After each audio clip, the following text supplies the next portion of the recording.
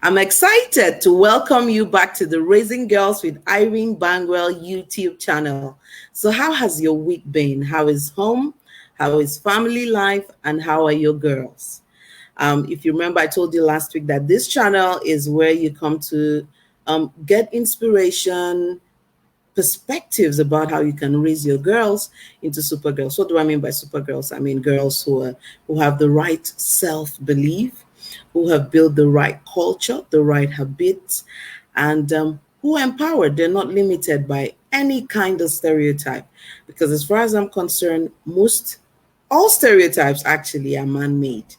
And I take this inspiration from Genesis 1, where the Bible says that when God made man and woman, he gave them the same mandate. Go and dominate, replenish the earth with your kind. Be remarkable, be productive.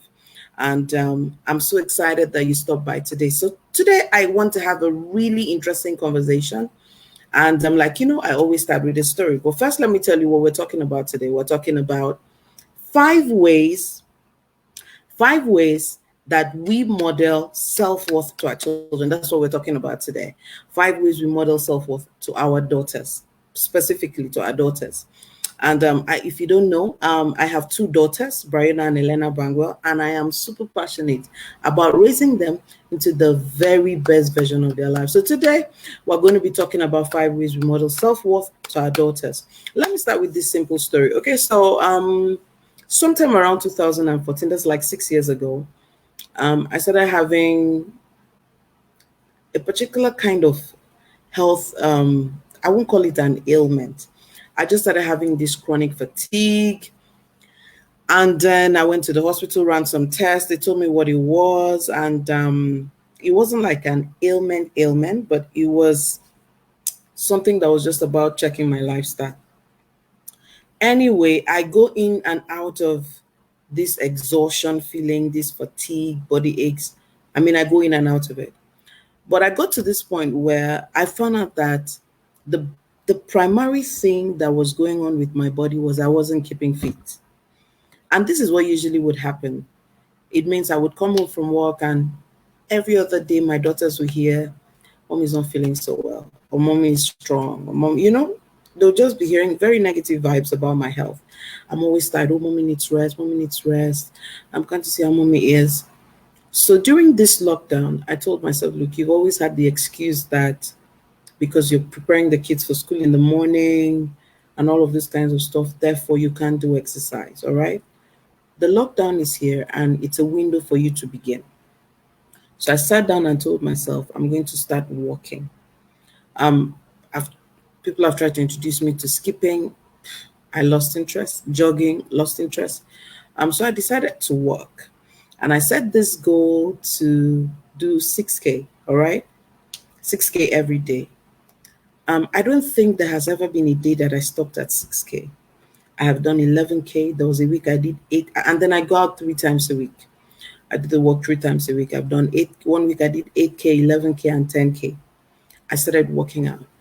And what happened is I got to a turning point where I said, I can't keep modeling to my girls that sickness is a part of my life, that ill health, feeling unwell is part of womanhood, especially when I know that these are controllable things.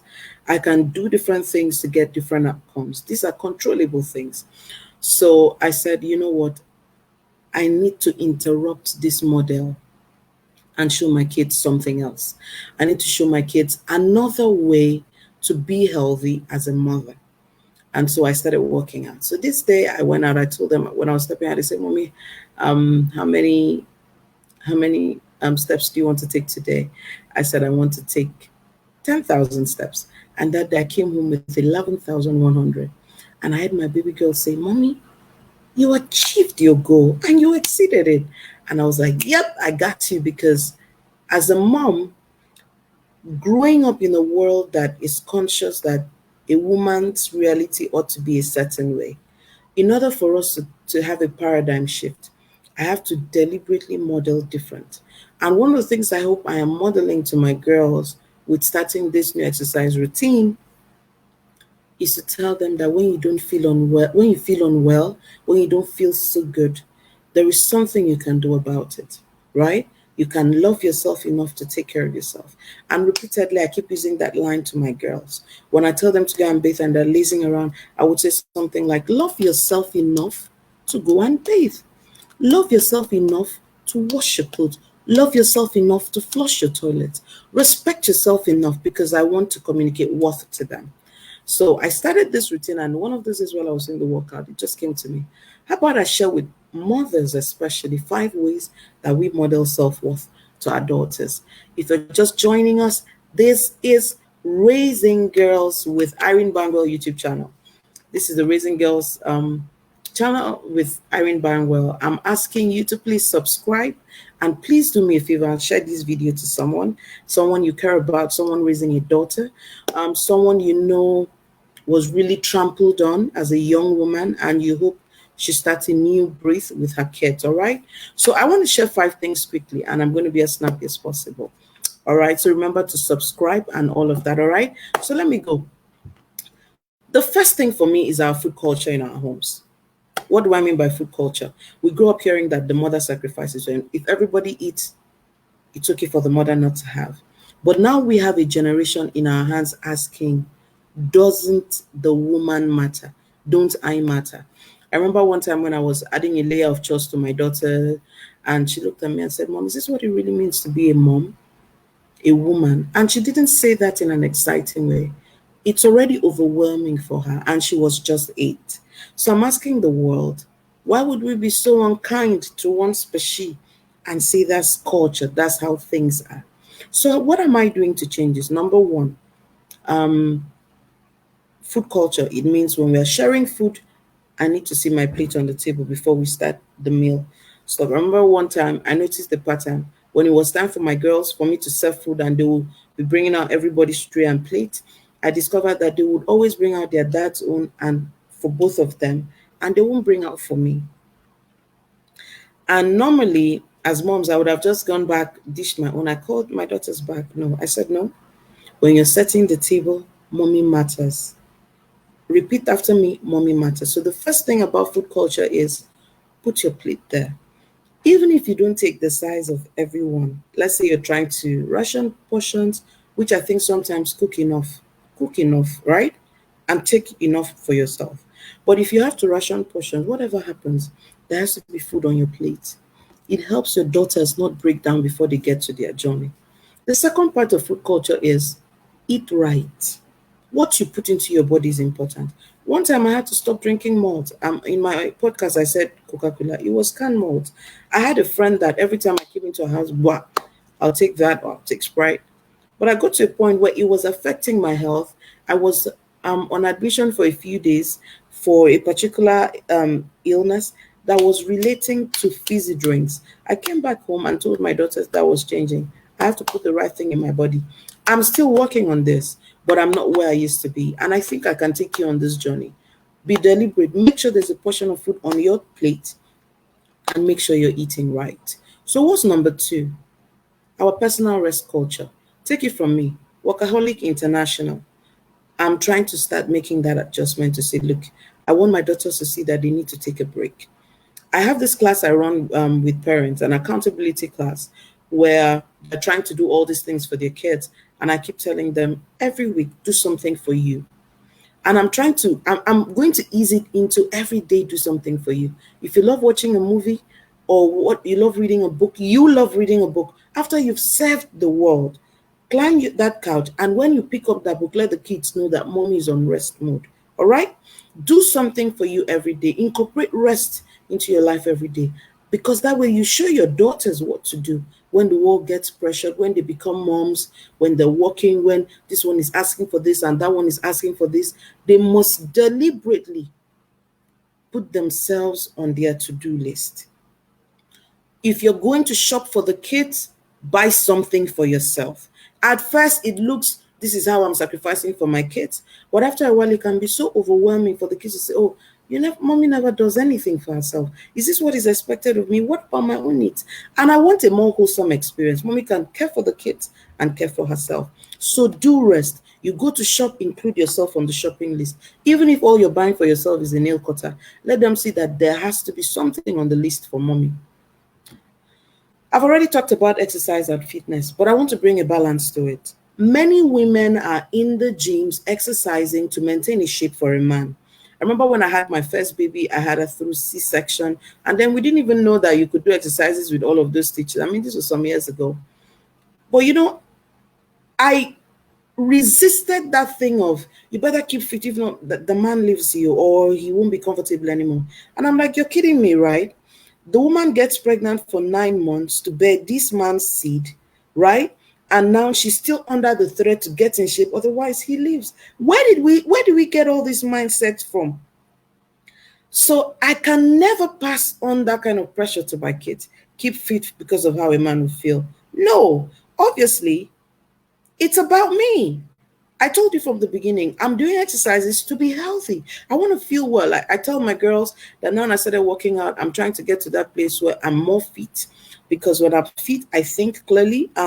I have better ideas. I'm more productive at work. So I bring it back to me. And I even told my kids that when I don't pray, I don't exercise, I'm more cranky, right? So I bring it back to me. I want my girls to be fit for me. I can't pass on that pressure of keep your body this way so that a man is pleased. We kill these kids when we go that way because we make the man the prize when the girl is supposed to be the prize. All right, the girl is supposed to be the prize. All right, so I'm talking about exercise and fitness, but I'm still bringing it back to the right motivation. What are you doing this for? So, for example, my kids know that my husband jogs and my kids know that daddy jogs, but mommy chose walking. That's what works for me because I'm modeling to them that I'm choosing what works for me. All right. The fourth thing is how we speak about ourselves, and here is the thing: how you speak about yourself is crazy. You're talking over the phone, and your friends say, now, me, I'm not a Mongo. They don't used to. You talk down on yourself. And I'm going to stop you and just say a little bit about stay-at-home moms. You're doing incredible work. You chose to do this, all right?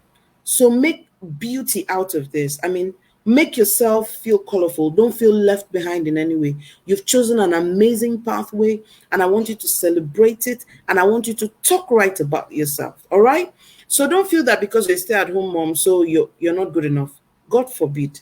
You chose the path to devote time to your kids for now, or for as long as you want.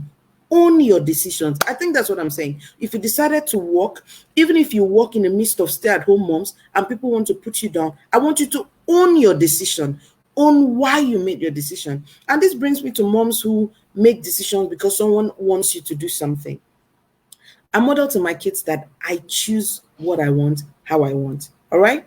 Let me explain what that means. This is not in a selfish way. So if I'm concerned about something, I'm going to sit down and think through it so that when I'm making a decision, I never tell my children, they said that this. So in fact, I tell my children, don't use they. If you're telling me about someone's opinion, when you're done, tell me what you think about it. So own your decision. Speak to yourself as though you matter. Speak about yourself like you're important. My first child will be 9 or turned 9 on May 1st, right? And I tell them that their opinion matters because I'm trying to teach them to think about themselves in a certain way. Because when you think about yourself in a certain way, talking about yourself becomes easier to do. So you have to watch what you say about yourself. Whether you're talking on phone, whether you're talking with relatives, whatever it is, speak highly of yourself. Never say, you don't have respect for me now. It's all about your dad. You weaken what a mother's role is in the house. You weaken what a woman's role is in the house. I want you to pay attention to how you speak about yourself. And let me end with this one. The fifth way we model to our kids is how we achieve our own goals and ambition. All right, so what am I saying? Set goals, smash the goals, and let your girls watch you do it. The goals don't always need to be, for instance, if you set a goal that you're going to stop eating a particular food, achieve it. Your girls see that you can make a decision and stick to it. When you do that, you empower them to be able to make decisions and stick to it. So 1 year ago, I launched 4 books on my first daughter's birthday. I saw what it did to her. It busted her. It took her to another level. And before I knew it, she had started coming up with ideas. She wants to start this. She wants to read this in school. This is why she has this idea, who she wants to serve and all. Especially because I brought my goals and ambition to solving a problem, making a difference. So I tell her, whatever you want to do in life, I want to see how you're solving a problem with it. And by her now, and I'm talking about the older one, the younger one catches on very, very beautifully. But the main person who can understand me at this realm is my 8-year-old, even though I realize that I've been talking to her a certain way since she was 2. So you get the idea. So she's seeing me set goals, she's seeing me achieve them. Look at that, I came back from my exercise and I had smashed that goal again. It does something to her. Why am I saying all of this? I don't want girls who live life hoping that a prince comes to save them. Because in the real world, women are equal partners in a marriage. The Bible says the woman is help. For you to help, she has to be intuitive. She has to be skilled. She has to be experienced. And she is not, her entire life is not about marriage. Right? So I want my girls to see themselves as entities created by God to do amazing things. And did I tell you? Every week I come here, have conversations on the Raising Girls with Irene Bangwell channel to help mothers, especially, redefine how we're raising our girls. I say the most powerful thing to do in this generation is to be a mom and to be a mom of girls. You can shape the next generation by shaking all the beliefs and stereotypes that we were raised in. And every day is a good day to start making these decisions by looking at your daughter as someone more than Mrs., as a person God created to do amazing things. I'm going to ask you for a favor. Do well to please share this video with your friends, your loved ones, and subscribe. Let's get all the women, let's get all the mothers that we know coming. And if you'd like to reach me, my email address and phone numbers are scrolling on the screen.